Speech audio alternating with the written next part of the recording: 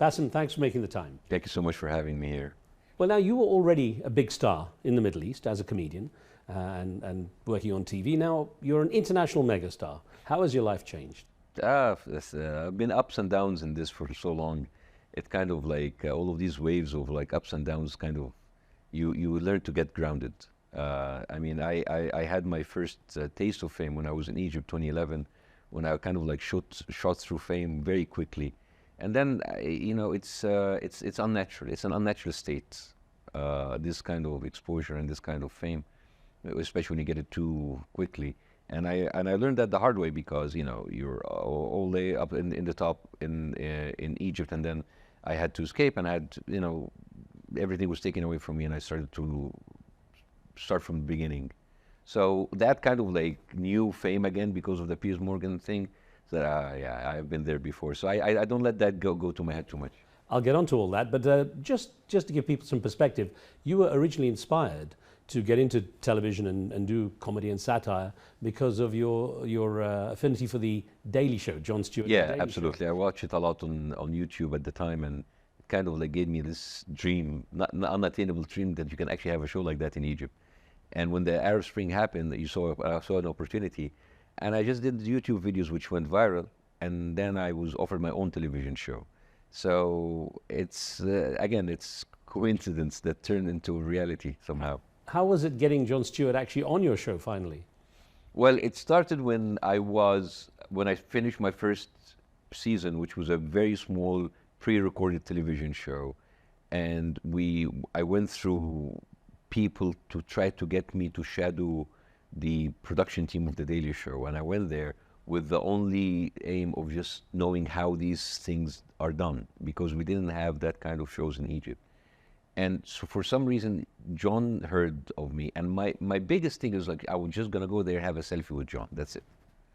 But then he seems that he heard of me, and he invited me on my show, so I became a guest on his show. So that was an added bonus. So I told him, I'm trying to do a live show next season. Would love a live audience, I'm sorry. And if I did that, would you come? And he said, yes, I will. And a year later, I fulfilled my promise, and I did a live audience show in the theater, and he fulfilled his promise, and he came to my show. Well, I'm talking to you here in Miami, in Florida, in the USA, where you're selling out totally. And I'm wondering, what sort of feedback are you getting from audiences here? Well, I started my stand-up comedy career in the United States 5 years ago. And as anything that's starting, I was not very good. I sucked big time because I was doing stand-up comedy in my second language. But only 2 years ago it became better, and I was already having like an okay career. Like for someone who just started, I was a weekend in comedy. There is something called a weekend headliner, meaning that you go into something like the Improv or the Laugh Factory, and you take over a weekend with 4 or 5 shows. So I was already doing that. And my ticket sale were somewhere between 70% to sometimes 90 or 100%. So I was already doing okay. I was having a decent income.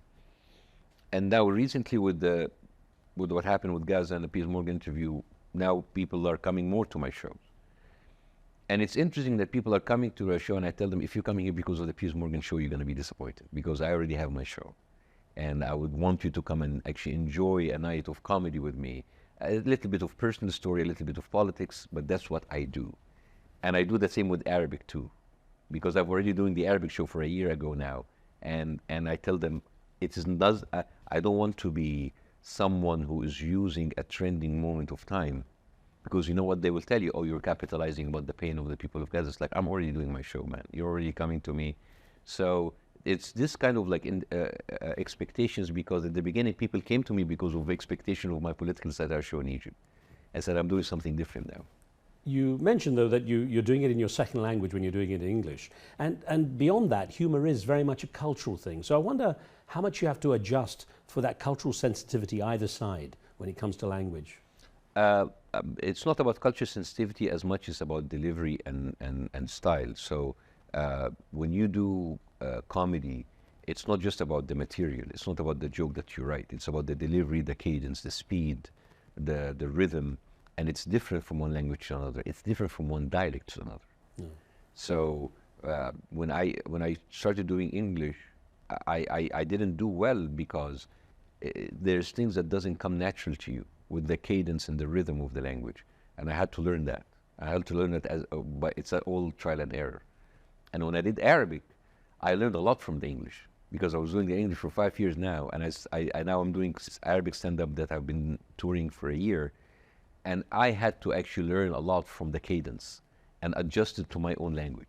So it's a lot of mental work. It's quite a science. It is a lot of science. Yeah. Now, often when you're doing satire and humor around political things, you're often touching on sensitive, sometimes intense subjects. For example, now with Israel, Gaza, and I wonder what considerations you have to take into account, what boundaries you have to set when you're doing that. No, when I do stand-up comedy gives you a lot of freedom, but I found out like the way that I connect with my audience is through personal stories. So the English show has a different theme than the Arabic show. By the way, they are totally different. It's not a translation. Yeah. The English show has its own story and theme and direction. The Arabic show has its own theme and direction. With the English show, I talk about my journey as someone who was a doctor, left medicine into a comedy show, into doing comedy in Egypt, left Egypt, came here as Trump was becoming president, and I'm coming here as an unwanted minority, and I joke about our journey as Arabs coming into America as immigrants. And there's a lot of like jokes that could be done, not just about people not accepting us, but also about us as Arabs. It's more, there are a lot of self-deprecating jokes too. It's not about like white people, because I don't like that kind of comedy. I also like to self-criticize a lot. So it's a show that everybody is comfortable, whether you're white, whether you're brown, whether you're Arabic, whether from the Arab world, or whether you're somewhere else from the world. I have people from all kinds of, like people from Latin America, people from Asia. People come and enjoy the show because I made it in a way that everybody can enjoy it. In the Arabic show, it's different. I talk about how difficult it is to speak to a group of people who are Arabs, and we speak the same language, but it's not the same language. Right. Because dialects in the Arab world is very, very variant. And no matter how people think, oh, but everybody understands Egyptian dialect, they understand the Egyptian that they see on television. But in the street talk, everyday talk, it's different. Now, interestingly enough, one of the things you joked about when you were on Piers Morgan's show was referring to the situation in Gaza, people in Gaza being killed. You said you've been trying to kill your wife, and your wife is hard to kill because she uses the kids as human shields. Yeah. Interestingly enough, that stuck with a lot of people. And I'm wondering to what extent, your wife felt comfortable about being part of the act. Oh, no, my wife is very cool. My wife is the coolest person ever. I think my wife is, I think she is the most, if I would choose one thing to describe her, is she is a grounding factor. She has been very grounded. She's been very supportive. She's seen me going through a lot of trouble. And the best thing that she innately knew how to do is just to be there and not to add any of my stress. Because sometimes, especially if you come from Middle Eastern culture, people around you will stress you out more if they care too much or more. Well, she's like, she has faith, like, are you okay? You need anything? Fine, I'm there if you need me. So she's very mature about things, and doesn't mean that she cares less. On a serious note, how is your family doing? I know, of course, there's the concern of Palestinian background and the situation with that. They're closer now. They're between Khan Yunis and Rafah. And so far, I mean, we're lucky that no one of her direct family has been, I mean, they're casualties before, but so far, like, they're safe. So, but communications difficult? Very, very spotty, in and out. Yeah. I wish them safety. Yeah. How much pushback do you get when your humor goes into that kind of political satire on sensitive subjects? Well, I've been having this pushback since I had my show in Egypt. At a certain point, people would support my humor as long as it actually fits well with their own political agenda. And when I turn against them, they hate me. And I've seen that happen many times to me. I had people who like supported me when I was criticizing the Muslim Brotherhood, and when I criticized the army, they turned against me. I had people who loved me when I criticized the army, and when I went against the Islamists, they get against me. It's just that everybody think that they're cool with political satire until it really gets against what their own beliefs. So everybody pretends to be objective, but they're not really. People want fingers pointed at everyone else, but not themselves. Yeah, exactly, yeah. I have to point out, though, for those who don't know, that you must be the most highly qualified Arab comedian, Dr. Youssef. Yeah, because of the medical part? Yeah, well, I mean, a cardiothoracic surgeon. I wish that my skill in the skills that I acquired in the operating room on the operating theater will help me in real theater, but it doesn't translate now. Because if you bomb at a joke, you'll bomb. Nobody was like, oh, but he's a doctor. Nobody cares. Do you ever regret leaving that career or putting it to one side? No, really? No, I didn't like it. I didn't like it. I say this, I spent 19 years in medicine, 7 years as a medical student, and 12 years practicing, and I never liked a single moment of it.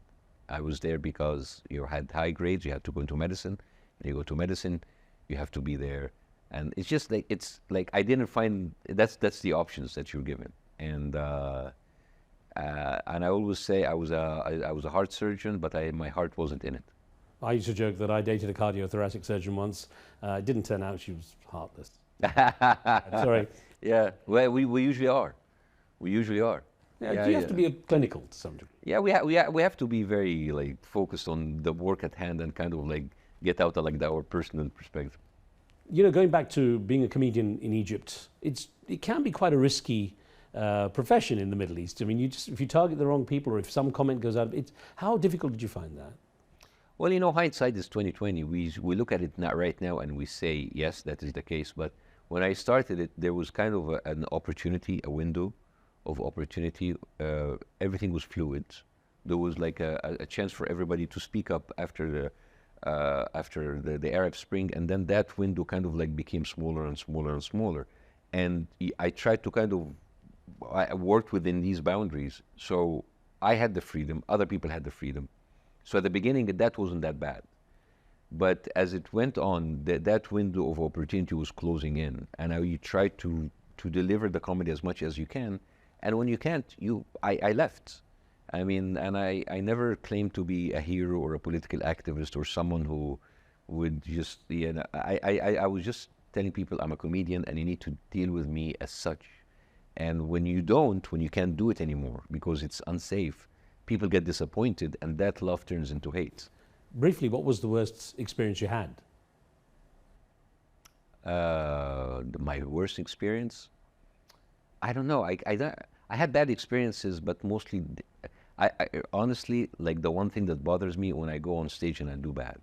No, I was thinking more in terms of, you know, the pushback in Egypt, for example. No. Nothing really? I cared about like doing a good show and not being criticized for being unfunny than being penalized for going against the government. Seriously, I mean, I know it sounds weird, but I would care more about bombing on stage than actually getting into political trouble.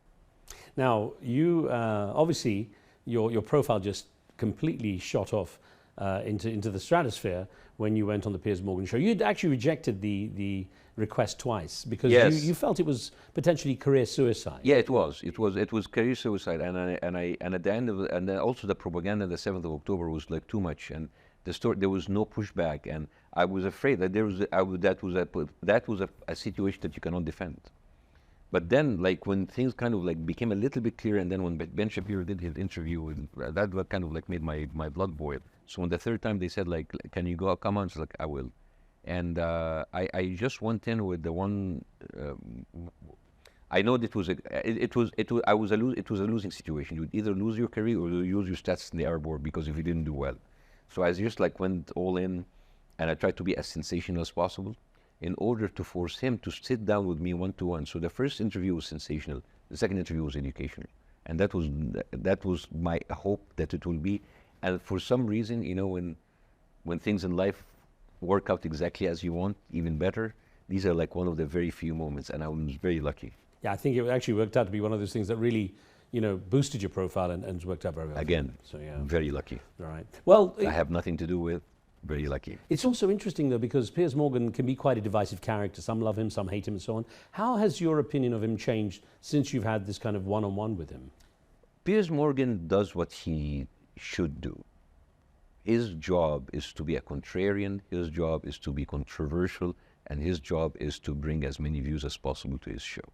That is his job. And I think the problem is how people view Piers Morgan, especially from the Arab side and sometimes from the pro-Israeli side, is that people make it too personal. The one thing that you should do going in is not to make it personal. As a matter of fact, I befriended him on the second interview, and I was like being very nice, because for me, the problem is never with Piers. This is the problem with a lot of the pros. If they went in, it's like, Piers, you did that, you did this, and then you're not fighting with Piers. You're fighting with with like a preset opinion about the situation. You need to focus on that. But you should not be dragged in and make it personal, because you want to hit you want to destroy Piers. I think Piers enjoy being the center of attention and the center of all of the controversy and people hate him. That is his job. He is a showman. It is a show. And really, the less you think about this in a personal, and it kind of like you think about the bigger picture, you would learn to be kind of like put your opinion ahead without being dragged into the personalities and the fighting with Piers as a person. You shouldn't fall into that. That's our problem with, as Arabs, as Middle Eastern, we're too emotional. And that's why you see a lot of the pro-Palestinian people speaking with Piers, they are shouting at him. They are cursing at him. He's not your enemy. He is not your enemy. Your enemy is the public opinion that has been distorted.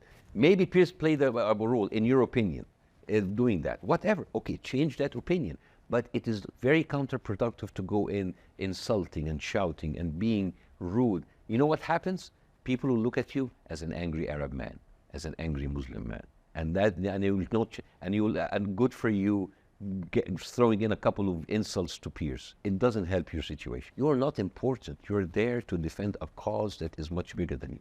Now, does the constant attention start to really get to you nowadays? Because obviously it has increased a lot. Yeah, well, I got a taste of that during the 3 years of Egypt, and I'm used to that kind of attention now. It is even bigger, more of a global stage, and I appreciate that very much. I mean, I'm very privileged, and I'm very lucky. Who can actually, how many people can be in a position where they lived many lives and having these kind of careers? But like being into the ups and lows, the ups and downs, the highs and lows, I try not to think about that, because all of that is very fleeting, very temporary, and I try to kind of like, you need to remind yourself not to be enamored and not to be infatuated, but that kind of like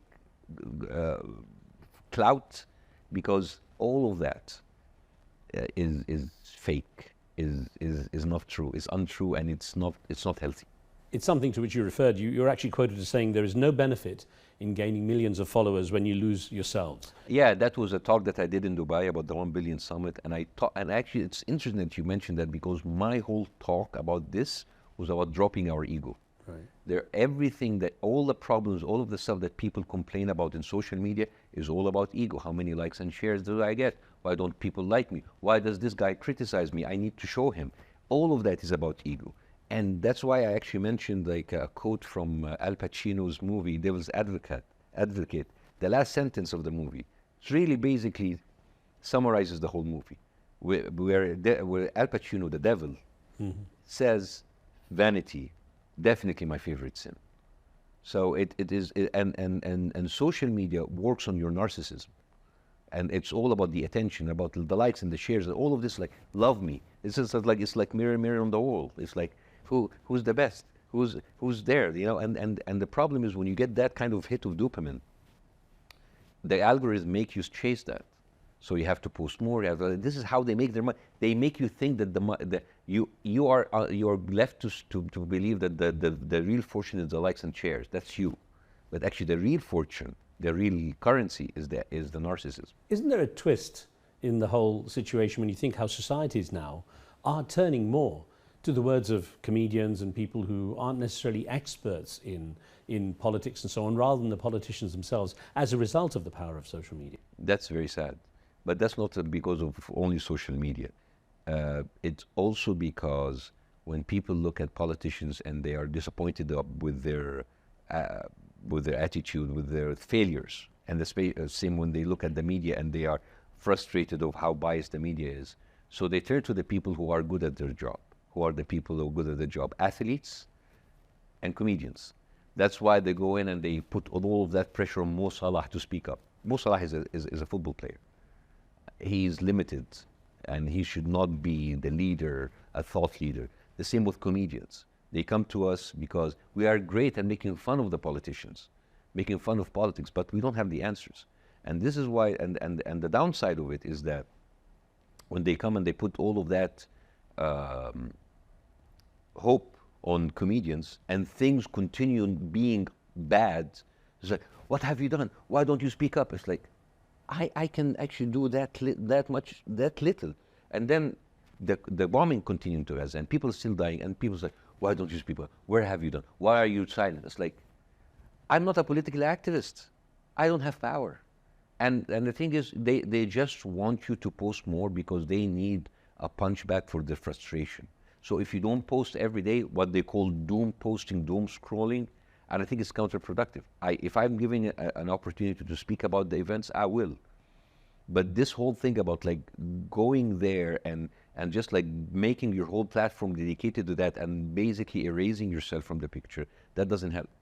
And people need to understand that there's a difference between people trying their best and people who are actually being political leaders. I'm not a political leader. Because that happened to me in Egypt again. I'm sorry to cut you off, but like it happened in Egypt. They say, "Oh, you're our voice. Please speak up." I'm not your voice. I'm a political satirist who just does do comedy. And when things didn't go well in Egypt and I had to escape, all that love turned to hate. It's like, "Oh, you're a sellout. You're a coward. You're not speaking up." And it is such like a very, very huge pressure to be constantly under the whole time, while you're trying to actually be better at what you do best, which is comedy. Now, one thing you are, though, Bassem, is a very articulate and educated man. That's come across very clearly because you do understand things. So I want to get into your head a little bit as an Arab man who does directly have to deal, through your family, for example, with the issues of Middle Eastern politics. In this case, now we have Israel-Gaza, for example, the latest issues. And one major factor that seems to define Israel's power, of course, is it seems very hard for the average person, whereas you've made a quote, Nikki Haley, for example, to understand the difference between anti-Zionism and anti-Semitism. Why do you think that people do have such a hard time differentiating? Well, Israel has been doing very well in promoting its own point of view for years. And of course, it has used the whole idea about the Holocaust in guilting the whole people about speaking about anything that's related to Israel. And this is the way to shut down conversation. If you speak about like the Israelis' atrocities with Palestinians, they will use anti-Semitism. This is the same way exactly as Islamists would do when you criticize political actions of Islamists. So what do they call you? Islamophobe. That's not right.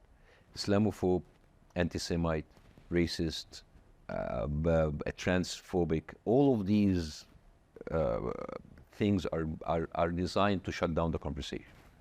I've heard you, though, give a very articulate and very rarely heard perspective on anti-Semitism and anti-Zionism, in the sense that, as you've indicated in those descriptions, you can be anti-Zionist, but you can be anti-Zionist and not anti-Semitic, and you can be anti-Semitic and anti-Zionist, and you can be anti-Semite and at the same time very, very, very, very Zionist.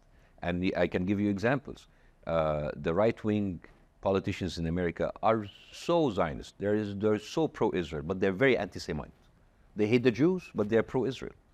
The people who shouted, "Jews will not replace us" in Charlottesville, all of these people are pro-Israel.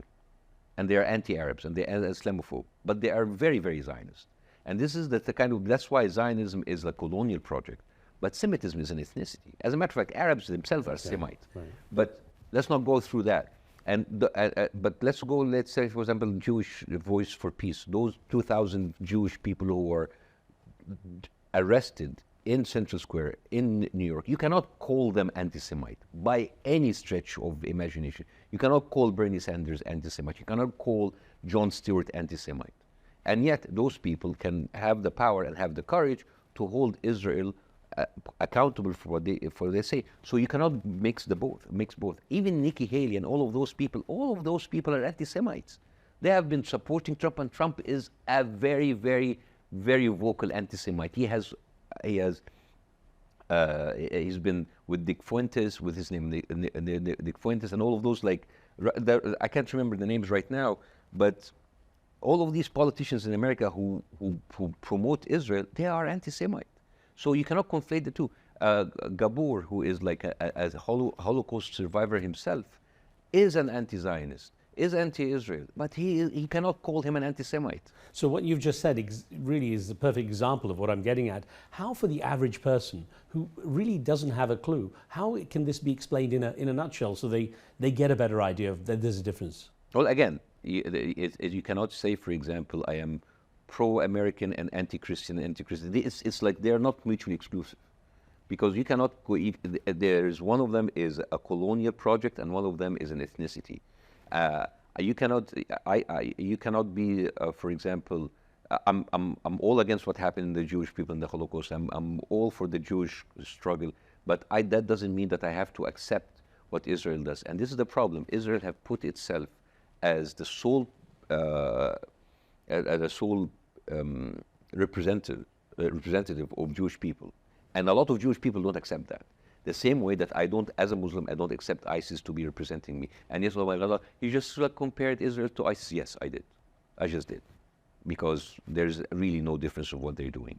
You know, and I don't care, you can call me whatever you want, but you cannot just like use anti-Semite with me, because that is a very tired and very, very, very lazy way to describe the people who disagree with you. And yet it seems to be such a powerful tool to reprimand, to punish people for whatever they say. It's guilt tripping.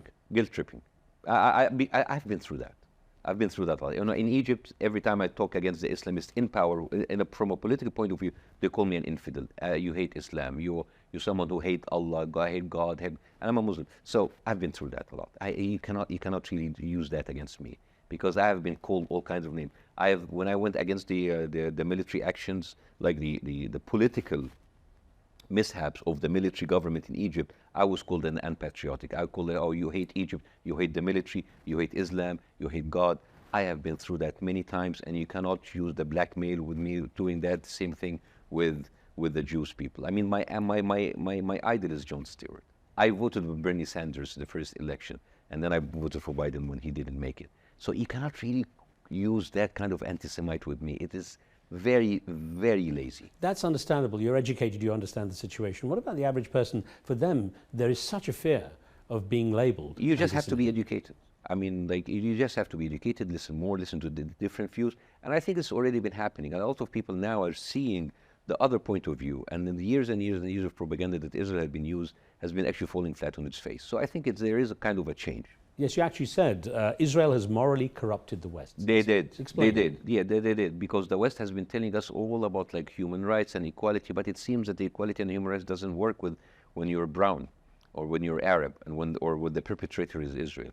So this, like, look, and it's very easy. Like, look how people like reacted when Ukraine was bombed, and how people. But of course, like, oh, you cannot compare Putin with Hamas, because listen.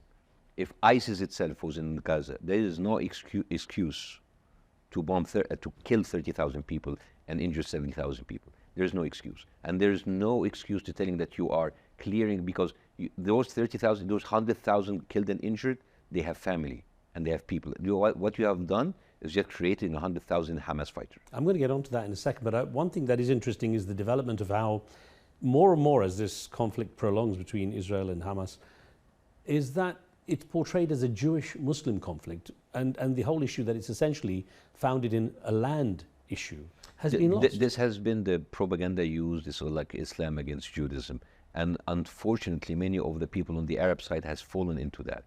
It is not a religious thing, because a lot of those Palestinians are Christians, and a lot of the Jewish people who lived in the Arab world, they lived in a much better place, and they were treated much better than they were treated in Europe. And a lot of those Jewish people escaped from Europe to find refuge in the Arab world. This is all about using religion in order to drive a certain political narrative.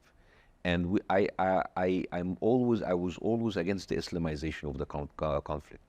I always said that like making this as a Muslim versus Jewish thing is very, very, very dangerous, and it's very counterproductive. It is about a group of people who were driven out of their land, and now they're using religion in order to justify it. And that can actually spread it to those who live outside the region anyway. That's the real... A lot of the Palestinians who come to my shows are Christians.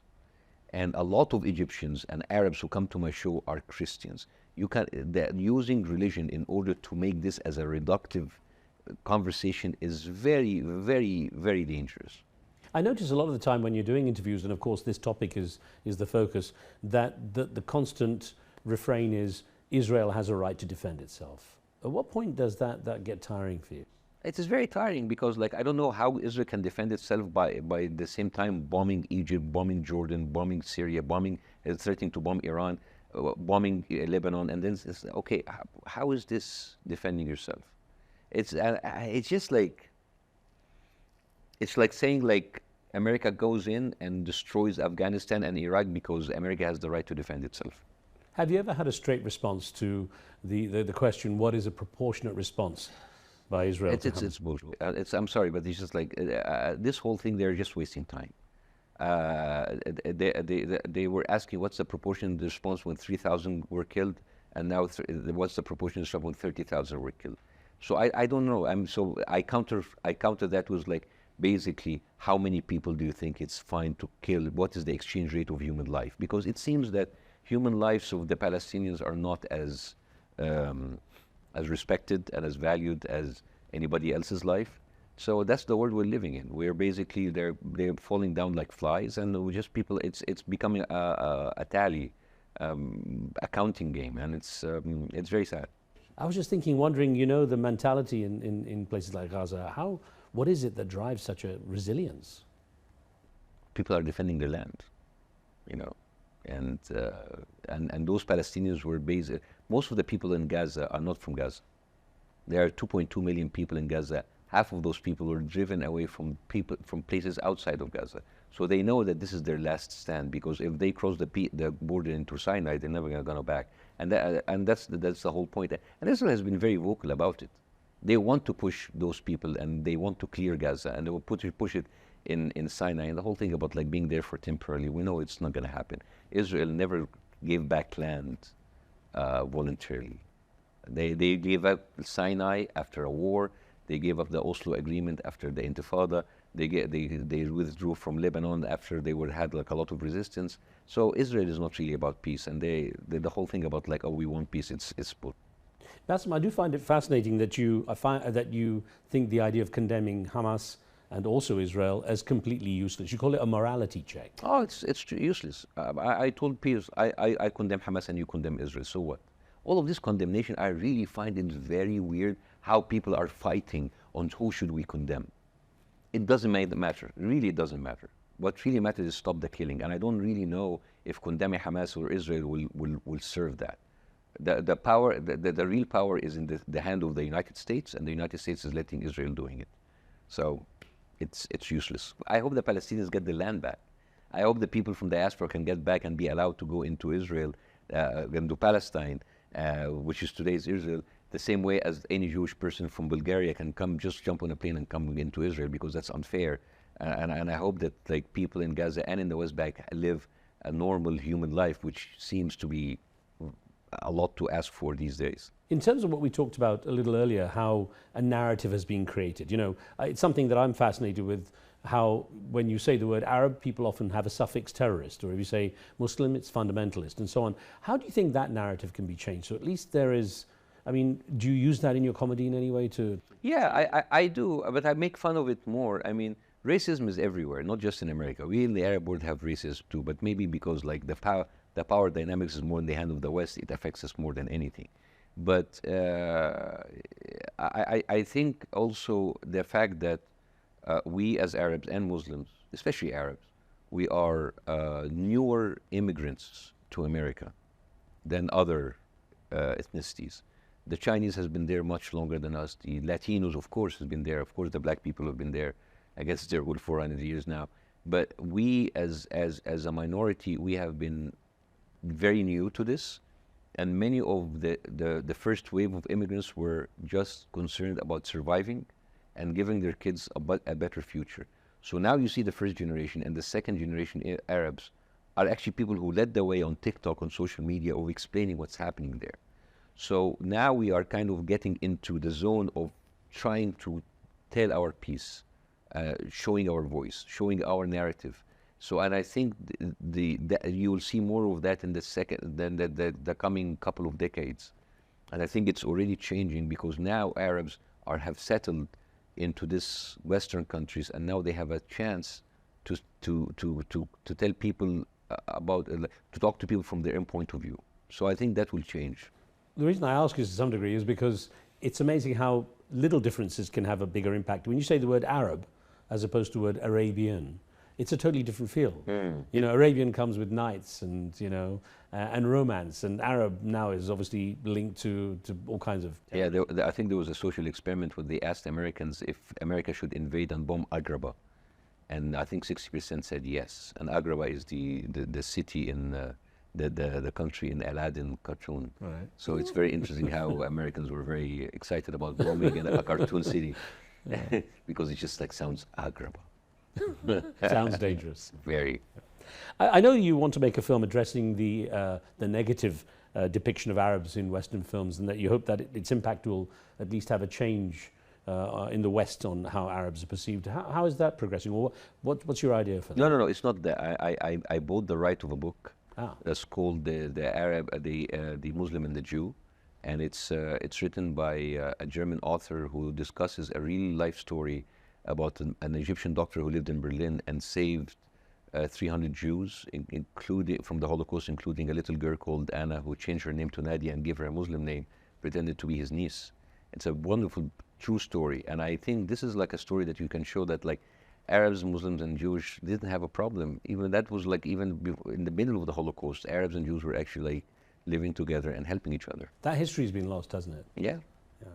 Now I'm wondering then if you're able to do something that can help the narrative in terms of that film, for example. When does that kind of take place? Well, we're in development right now, but also what I try to do every day and go into a comedy show. Even people come in and see Arabs and having fun and discussing stuff that are political and fun and doesn't have to be on the nose.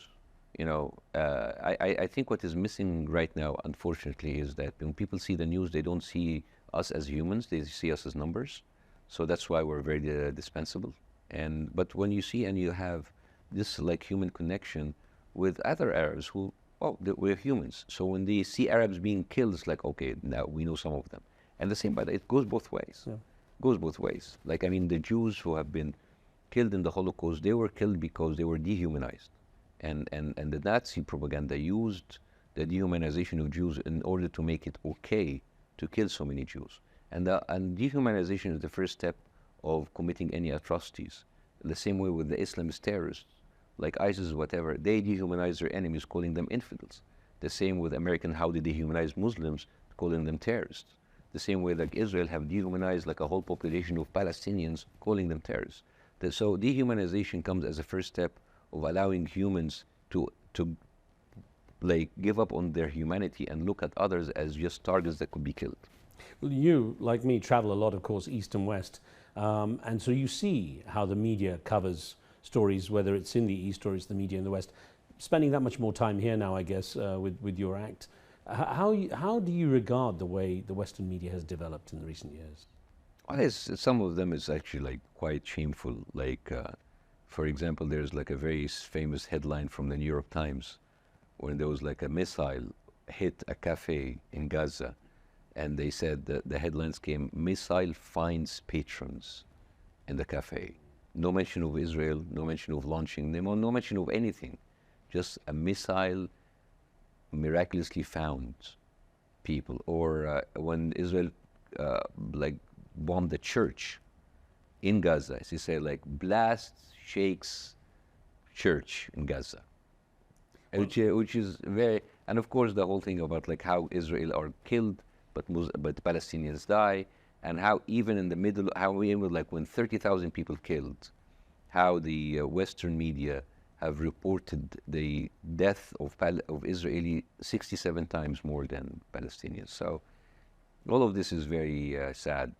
I remember an Arab media friend of mine, reporter friend of mine, berating the Western media with the phrase, basically, you show the missiles being fired, we also show them landing on that side. And I think that's where sometimes, say, the narrative can get really distorted for those living in this part of the world. You know, I'm wondering really when it comes down to it, how long before the situation, the narrative changes? I don't know. I really don't know. You get any feeling, like you said, there are some signs? I don't know. I mean, you never know. Like, I mean, yes, at the end of the day, we are judging from my lens from social media. My lens could be different from their lens, right? Yeah. Maybe I can see something changing. Maybe it's other people saying it worse. It's really dependent. Like, honestly, it's really how you are exposed to social media and what you see and what kind of rabbit hole you're in the social media, right? Because this is like asking someone in, a flat earther, when do you think the earth will be around? Like, never. Yeah. Right? So it's really depending on like how you're, this question, how do you see things changing? It's really very subjective and it's different from one person to the other. One thing I did wonder, I've always wondered, and never really had a chance to ask anyone for their perspective too much on this, from the Arab world side, had Hamas gone in to Israel on October the 7th and not actually, pretty much just took hostages and not committed any kind of shootings, killings, anything like this, how the situation might have been different? I don't know, but like the thing is, when I speak to Palestinians, they're like the situation was getting worse any day. It was just like a matter of when. Right. So maybe what's happening right now is an acceleration of like a something that has been put in place, and it's just like making an excuse to make it faster. I'm going to get back as we kind of wrap up to your work in comedy, and wonder what you see down the road for you. How sustainable is this for you? I don't know, because 13 years ago I was a doctor, and 5 years ago I was not a stand-up comedian. So I don't know actually if I'm going to have like a second life, a third life, a fifth life in the next 10 years. Maybe I will just have enough money and open a paddle tennis club and just be happy. and just like have people coming in and play paddle tennis, and I don't have to worry about any of this. And just stay in California, not having to worry about touring or politics or the world. Or maybe go to an island and die. It's quite a lot of pressure, isn't it? Yes. Well, listen, I'm going to leave you with one question. Since it's an American election year, 3 words: Trump or Biden? Honestly, I don't care anymore. I mean, I was one of those people that vote blue no matter who, because I cannot stand like any of the Republican rhetoric in the past. But seriously, after what Biden did, I don't find it. I mean, I don't think I can give him my vote. No. He's just like the fact that he cannot even make a ceasefire is just like shameful. So I honestly don't care. Well, Bassem Youssef, I look forward to talking with you again. Thank you for your time. Thank you so much.